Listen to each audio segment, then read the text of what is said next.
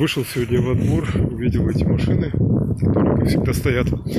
И вспомнил, лет 45 назад, наверное, коллега, значит, приходит на работу и с таким негодованием, возмущением, недоумением. Он недавно только купил машину, рассказывает. Собрался на работу, вышел во двор, сел в машину, завел, прогрел, включаю печку. И замечаю, говорит, что пар как изо рта шел, так он и продолжает идти, никуда не делся. Я, говорит, рукой так раз вперед, а она взяла и вышла на улицу. Лобовое стекло демоны ночью сняли. Тогда это было вообще какое-то повальное такое вид преступления, вплоть до того, что госавтоинспекция тогда вменила в обязанность всем владельцам автомашин маркировать лобовые стекла.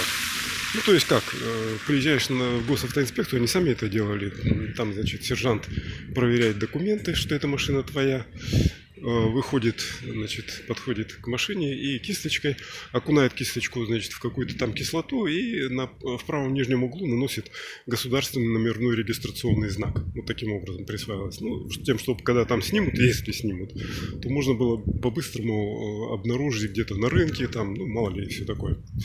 Вы знаете, почему я это вспомнил?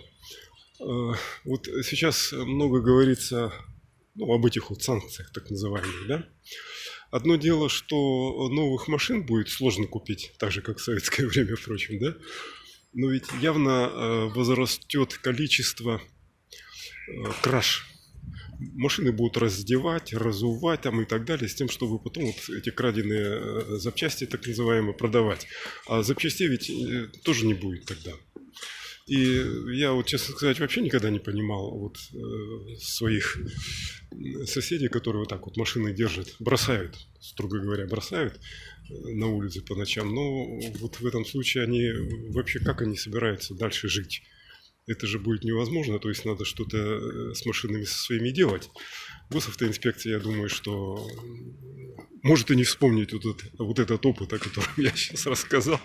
И как тогда будут искать, или вообще никто ничего не искать не будет, и все это так. Твои проблемы ты сам и решай.